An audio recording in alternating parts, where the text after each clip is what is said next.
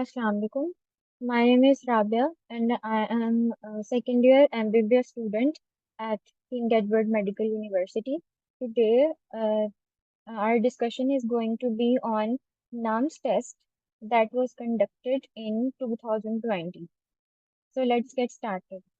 हमारा जो first MCQ है, that is negative feed mechanism is the characteristic of which class? Basically, in terms of regulation, this is the characteristic of mammals. So correct option will be delta. Next question is the function of papillary muscles is to. Basically, papillary muscles are the extensions of ventricles of the heart, which are connected through chorda tendineae to the flaps of the valves. So their function will be preventing the backflow of blood from ventricles to atria. ये जो muscles होते हैं ये ventricles से backflow of blood को prevent करते हैं ताकि वो दोबारा से एट्रिया में मूव ना कर जाए. तो correct option will B beta. Choose the correct pathway for the flow of blood. As the correct sequence is related, basically correct sequence is from arterioles to meta-arterioles and then to capillaries and then to the venules. Thoroughfare channels basically bypass करते हैं capillaries को. So arterioles के बाद meta-arterioles आनी है, ये बात तो confirm है. ये जो sequence है, this is only present in alpha. So we will pick the option alpha. Next question is intrinsic factor is secreted by. Stomach के अंदर पेराइटल सेल्स होते हैं जो ग्लाइकोप्रोटीन रिलीज करते हैं. इंट्रिंसिक फैक्टर एक ग्लाइकोप्रोटीन है, ठीक है. ये ग्लाइकोप्रोटीन रिलीज होती है फ्रॉम द पेराइटल सेल्स. इसका क्या फंक्शन होता है? Basically it binds with the vitamin B12 और इसकी एब्जॉर्प्शन को ये इंक्रीज कराता है. So correct option will B Charlie. Gaseous exchange in plants. This is the simple statement as all of us know कि gaseous exchange जो plants में ये conduct होता है through stomata. Translocation of organic solutes in plants. As far as transduction of solutes in plants is concerned, तो जो elements involve होते हैं, जो cells involve होते हैं transduction of organic solutes में, they are the sieve tube elements. They are connected with each other and they together form the sieve tubes. Okay, and that's why they are named so, because they give the appearance of a tube. So correct option will be Charlie. Basically, these are the main components. Sieve tubes are the main components that are involved in the transduction of solutes.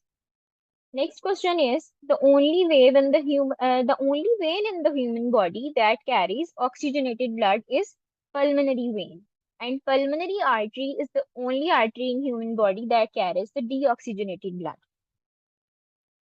Blood is carried from heart through pulmonary arteries, that is deoxygenated, and it is carried into the lungs जहाँ पे उसकी oxygenation होती है. Oxygenation होने के बाद वो अब वापस heart में आएगा through the pulmonary veins and then it is transferred to the body. So correct option will be beta.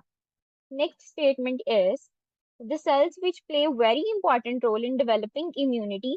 Lymphocytes are of two types basically. T lymphocytes and B lymphocytes. Both of them are concerned with immunity. So correct option will be Charlie. Which of the following blood vessels have the highest pressure of blood? The vessel that is present immediately after the heart. उसके अंदर pressure होगा blood का सबसे ज्यादा. The reason is जब blood vessels में move करता जाएगा इसको रेजिस्टेंस फेस करनी पड़ेगी तो प्रेशर जो अल्टीमेटली डाउन होता जाएगा. वेन्स तक पहुंचते पहुंचते ब्लड का प्रेशर जो वो बहुत डाउन हो जाता है. ओके, तो correct option will B aorta as it is the first vessel that receives the blood from heart. Autoimmune diseases that act on the principle of self against self. Antigens within the individual बन रही हैं, that's why it's called self.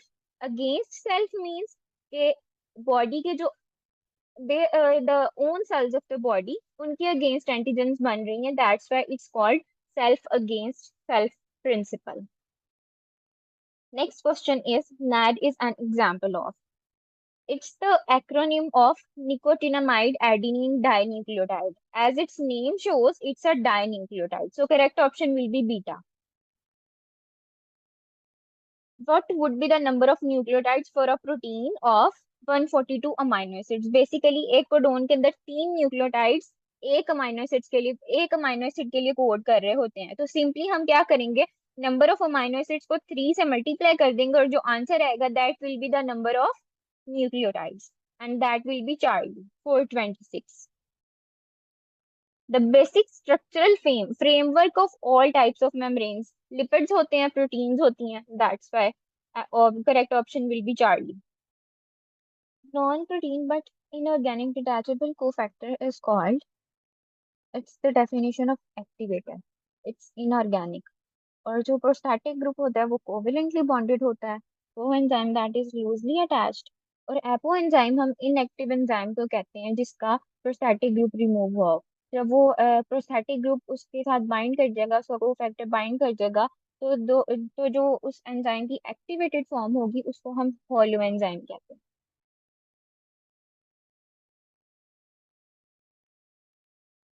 When inhibitor binds to the enzyme other than active site and alters its structure, it's an understood thing कि competition जो है वो same चीजों के दरमियान होता है. तो अब एक चीज जो एक्टिव साइट के अलावा किसी साइट पे बाइंड कर रही है, ठीक है, other than the active site bind कर रही है, तो that will be non competitive inhibitor. अगर वो एक्टिव साइट पे बाइंड कर रही है तो इसका मतलब है वो सबस्ट्रेट से मिलती जुलती कोई चीज है. तो फिर हम ऑप्शन पिक करते हैं कम्पिटिटिव इनहिबिटर का. ठीक है, तो correct option will B beta. Cyanides are potent poisons of living organisms and can kill by inhibiting cytochrome oxidase is essential for cellular respiration. Basically ये cyanides जो हैं they are the potent poisons और ये क्या करते हैं कि जो एंजाइम का एक्शन है उसको किस तरह से ब्लॉक करते हैं. बेसिकली ये बाइंड करते हैं iron of the prosthetic group और इस तरह से ये जो एंजाइम का एक्शन है उसको ब्लॉक कर देते हैं. During the feedback inhibition, which of the following structural part of enzyme is involved? अब ये जो फीडबैक इनहिबिशन होती है इसमें बेसिकली क्या होता है कि जो प्रोडक्ट है, अब obviously it's a different thing from the substrate. तो क्या होता है कि जो प्रोडक्ट है वो other than the active site किसी और साइट पे जाके बाइंड करती है और एंजाइम को जो है इनहिबिट कर देती है. तो वो क्या होगी, नॉन कम्पिटिटिव इनहिबिशन होगी जो फीडबैक इनहिबिशन में इन्वॉल्व होती है. नॉन कम्पिटिटिव इनहिबिशन है और एक्टिव साइट के अलावा किसी और साइट पे बाइंड करना है तो वो होगी allosteric site. Correct option will B delta. Which of the following enzymes do not need a cofactor? Hexokinase का कोफैक्टर है मैग्नीशियम, अल्कोहल हाइड्रोजिनेज का है निकोटिनामाइड एडेनिन डाइन्यूक्लियोटाइड और कार्बोनिक एनहाइड्रेज का है जिंक. पेप्सिन है that does not need a cofactor. Correct option will be beta. Next question is, if another molecule having a shape very similar to the enzyme substrate binds to its active site, it would then dash the enzyme's function. It will inhibit the enzyme's function. Basically, be vigilant about the statement. क्या होगा कि enzyme की जो ability है to convert the substrate into product that will be inhibited, लेकिन overall rate of reaction will be decreased. So we will pick the option beta, that is more suitable. अगर statement ये होती कि dash the rate of reaction, तब हम decrease का option pick करते. Correct option will be beta. Enzyme की ability को inhibit कर रहा है और जो rate of reaction है उसको decrease कर रहा है. Myofibrils within the muscle fibers contain thick filaments and thin filaments made up of dash and dash respectively. Thick filaments के अंदर जो मेन प्रोटीन होती है मायोसिन है और thin filament के अंदर जो मेन प्रोटीन होती है वो एक्टिन होती है. It's simple book information. So correct option will be alpha. Vertebrae of neck are called cervical vertebrae. Correct option will be beta. Which vertebrae together are called pelvic vertebrae? Sacral and coccygeal vertebrae. There are 5 sacral and 4 coccygeal vertebrae. 5 sacral and 4 coccygeal vertebrae. They together form the pelvic vertebrae. Okay. So correct option will be Charlie. Next question is the correct option about spinal nerve. Basically there is an issue with this statement. इसकी statement ये होनी चाहिए, ठीक है, जो incorrect option है about spinal nerves is, ठीक है, क्योंकि ये जो तीनों स्टेटमेंट्स है ना, ये किसी हद तक ठीक है। मतलब अगर हम इसमें से मोस्टली को रिमूव कर दें, क्योंकि सारी स्पाइनल नर्व जो है वो मिक्स होती हैं, उसके उनके अंदर सेंसरी फाइबर्स भी होते हैं और मोटर फाइबर्स भी होते हैं, ठीक। तो 33 पेयर्स नहीं होते, 31 पेयर्स होते हैं। स्पाइनल नर्व्स के कितने पेयर्स होते हैं? 31 पेयर्स। और स्पाइनल वर्टिब्री जो होती हैं वो 33 होती हैं। Be vigilant about the keywords in the statement. Okay. Dorsal root के अंदर सेंसरी फाइबर्स होते हैं, वेंट्रल रूट के अंदर मोटर फाइबर्स होते हैं, तो ये दोनों स्टेटमेंट्स ही ठीक है। अगर हम इस स्टेटमेंट को माइंड में रखें तो जो सबसे पहला ऑप्शन ठीक होता है हमने वो पिक करना होता है, ठीक है। अब इसमें भी थोड़ी सी एम्बिगिटी है कि ये सारी की सारी मिक्स्ड होती हैं, मोस्टली नहीं, सारी ही मिक्स्ड नर्व्स होती हैं। तो हम करेक्ट ऑप्शन जो है ना, चार्ली, मेरी नजर में इसका करेक्ट ऑप्शन हम चार्ली ही पिक करेंगे। अदरवाइज इस तरह की स्टेटमेंट हो तो फिर सबको ही मार्क मिलना चाहिए। तो नेक्स्ट एमसीक्यू की तरफ चलते हैं। That is with in the chromosome each chromatid contain, her chromatid के अंदर एक मॉलिक्यूल ऑफ डीएनए होता है, ठीक है, if it is not duplicated, ठीक है। अगर डुप्लीकेटेड होगा तो दो मॉलिक्यूल ऑफ डीएनए होंगे, लेकिन यहाँ पे उसने बात क्रोमेटिड की है, तो स्टेटमेंट क्लियर है कि एक मॉलिक्यूल ऑफ डीएनए ही होगा। तो correct option will be alpha. Next question is modification in the organization of the basic pentadactyl limb structure found in vertebrates provides good evidence for the principle of, basically इसकी जो वो evolution है that is divergent. अब limb का जो different classes के अंदर use हो रहा है वर्टिब्रेट्स की, डिफरेंट पर्पसेस के लिए हो रहा है, तो इनकी जो एंसेस्ट्रल हिस्ट्री है, एंसेस्ट्रल ओरिजिन है, वो सेम है, लेकिन डिफरेंट इन्वायरमेंट्स में डिफरेंट फंक्शंस की वजह से ये जो स्ट्रक्चर है वो डिफरेंट हो गया है। तो इस वजह से इसको हम डाइवर्जेंट कहेंगे, डाइवर्जेंट एवोल्यूशन कहेंगे।